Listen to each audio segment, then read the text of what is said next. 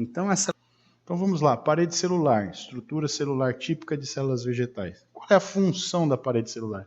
A principal função é a proteção da membrana celular e de todo o citosol que existe ali dentro. Ou seja, quem protege o que tem internamente a membrana é a parede celular. E protege contra uma coisa interessante aqui, com um nome que vocês provavelmente nunca ouviram falar, chamada plasmoptise, que é o quê? O rompimento da membrana celular devido ao excesso de água no seu interior. Tá? Então a parede celular não deixa com que a membrana se expanda muito, porque se ela se expandisse muito, ela romperia devido ao excesso de água, o volume de água no seu interior ser muito grande. Outra função importantíssima da parede celular é a sustentação dos vegetais. Imaginem você como uma árvore de 100 metros de altura consegue parar em pé, né?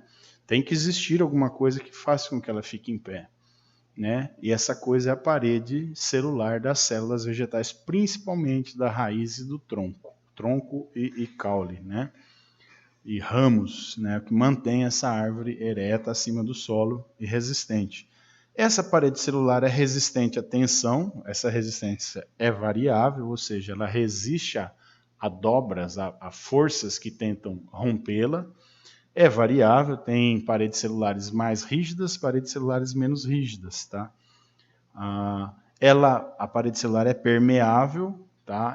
Ela não é seletiva, desde que a substância que esteja passando por ela seja menor do que os poros existentes nessa parede. Existem microporos ou espaços vazios dentro da parede celular se a substância estiver junto com a água, porque a água é que carrega, que leva essas substâncias em todos os locais do vegetal. Se ela tiver um tamanho menor do que esses espaços vazios, essa substância consegue permear entre a parede celular. Ela tem uma elasticidade variável. Existem paredes celulares mais elásticas e menos elásticas. Essa elasticidade varia em função da idade da célula e do tipo de tecido que aquela célula compõe. Por exemplo, células jovens sempre têm a parede celular maleável, tá? São paredes mais maleáveis, mais elásticas.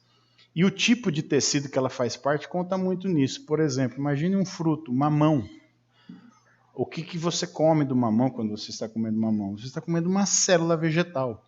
Aquela polpa amarela, macia, gostosa, doce, o que tem ali? Ali é um agrupamento, um tecido de preenchimento, tá? Com células que preenchem aquilo, que tem uma parede celular muito elástica, macia, tenra. Ela é muito macia. Agora você imagine um fruto seco, por exemplo, uma noz, a castanha do Pará. Quem já viu a castanha do Pará sem tirar a semente de dentro? O fruto é aquela coisinha que parece um gominho de mexerica, duro, marrom. Aquilo que tem por fora, tá? É parede celular, duríssima, entendeu? Então, elasticidade muito pequena. Então, dependendo do tecido que ela compõe, da idade, tá?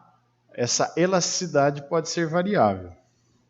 Do que é constituído uma parede celular, né?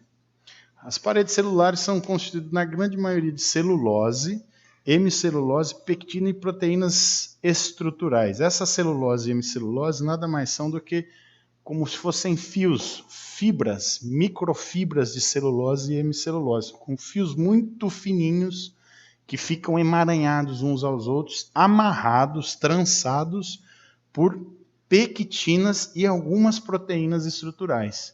Então, a parede celular, na verdade, é um emaranhado de fios de celulose e hemicelulose que são presos por filamentos, por fiozinhos ainda mais finos de pectina e proteínas estruturais. Tá? E essas paredes celulares podem ser impregnadas, né, com algumas substâncias, por exemplo, cutinas, suberinas e ligninas. Cutinas e suberinas são substâncias graxas ou cerosas, tá? Repelentes à água. A lignina é uma substância que dá dureza a essa parede, é como se fosse um cimento que une essas fibras e torna aquele agrupamento de fibras muito rígido. Tá? Então, as paredes celulares podem apresentar nas suas constituições cutinas, suberinas e ligninas. Um exemplo de cutina, a epiderme superior das folhas, aquela que fica exposta direto ao sol. Se você pegar uma folha e esfregar um tecido sobre ela, você vai ver que essa folha adquire brilho, principalmente aquelas folhas que têm um tom acinzentado. Aquela coisa acinzentada é uma cera chamada cutina. Você esfrega um tecido, você aquece aquela cera, ela esparrama, adquire brilho e você vê a folha brilhando ao sol. Tá? Então a epiderme das células superficiais, a camada superior, a parede celular das células epidérmicas superficiais das folhas são ricas em cutina. Tá? Suberina é uma outra substância que existe na casca da árvore, aquela parte escura que craquelenta, morta da casca das árvores, tá? Chamada suber, por isso o nome suberina, tá? Que impregna aquelas células, as paredes celulares daquelas células mortas. E as ligninas, esse agente cimentante que eu comentei. Tá? Então, imagine uma madeira muito dura e resistente. O que dá essa dureza e resistência é a quantidade e o tipo de lignina presente nela. Então, madeiras muito rígidas, por exemplo, aroeira, Gonçalo Alves, madeiras que duram aí séculos no tempo, né? A cidade de Goiás e Pirinópolis, por exemplo, são exemplos de cidades que têm casas já com 300 anos, que ainda estão de pé. E a estrutura dessas casas é toda feita de madeira. Que madeira que durou 300 anos? Aroeira, Gonçalo Alves e algumas outras. Por que duraram tanto tempo? Porque na parede celular daquelas espécies vegetais, do tronco daquelas espécies, existe uma quantidade enorme de lignina impregnando as paredes e o tipo de lignina é muito resistente. Faz com que esse material adquira resistência de durar séculos, né? Dependendo do local que se encontra, dura até milênios. Tá? Então vamos lá. Aqui nós temos uma ilustração de uma parede celular. Nós temos aqui os filamentos, né? Os microfilamentos de hemicelulose e celulose. Isso aqui são como fios, pessoal. Pequenos fios que estão distribuídos na parede celular. E essas linhazinhas, essas substâncias aqui são as pectinas e algumas proteínas de membrana que fazem o quê? Amarram um fio ao outro. É como se fosse o tecido de uma camisa, de uma calça, só que não dispostos de forma tão organizada. É um pouquinho mais bagunçado aqui, mas existe uma organização sim, tá? A disposição a gente percebe aqui, a disposição desse numa posição, a disposição da outra na outra, esse em outra, né? Vai formando um trançado de fibras, tá? Amarrados ou colados com essa pectina. A pectina é uma espécie de cola que mantém unido isso tudo para dar resistência à parede celular. Elas são arranjadas, né? A parede celular pode ser arranjada de algumas formas, né? E ela tem uma estrutura entre duas paredes celulares, entre células vizinhas, chamada lamela média, tá? Então nós temos aqui uma imagem de microscópio de uma célula vegetal, aqui estão as paredes, e nesse ponto aqui eu vou pegar e dar um zoom, tá? Levar para uma outra imagem de microscópio e vou analisar a junção dessas paredes celulares de células vizinhas. Nós temos 1, 2, 3 células aqui, ó. Então olha lá o que acontece. Essa imagem aqui, ó. Aqui nós temos uma célula, outra, e para cá uma terceira. Mas nós percebemos o quê? Que entre as paredes celulares de células vizinhas existe um espaço vazio, entre aspas, preenchido com uma certa quantidade de algumas outras substâncias, tá? Mas que recebe o nome, isso aqui, de lamela média. Tá? Então, lamela média é esse espaço situado entre duas paredes celulares de células vizinhas. E a parede celular também pode ser dividida em parede primária, olha aqui, ó, parede primária, que geralmente é delgado, ou seja, geralmente é fina. Onde é que está a parede primária aqui, ó?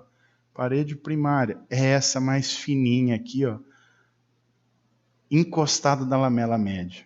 Mas ela é uma parede que tem, como na estrutura, celulose, hemicelulose e pectinas. Uma parede celular padrão. Mas existe uma outra parede, a parede secundária, que é essa aqui, ó. Essa aqui, ó.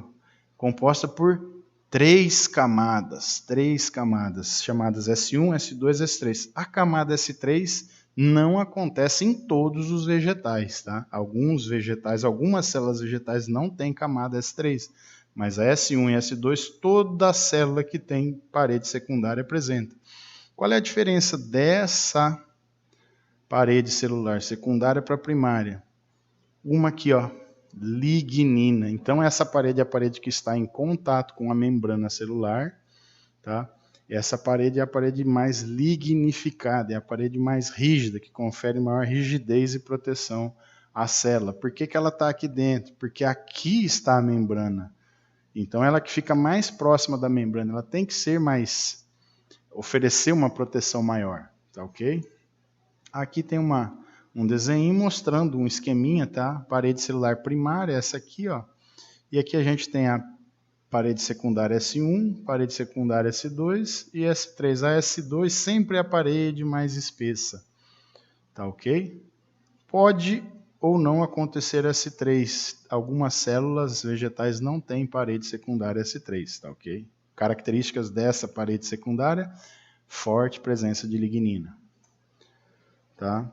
E existe uma outra estrutura na parede celular muito interessante, chamado plasmodesmos, que são o quê? Perfurações que permitem a comunicação, troca de substâncias entre as células. Olha lá.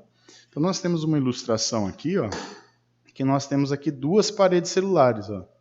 Na verdade, duas membranas celulares. E esse verde aqui, na verdade, são paredes celulares, tá?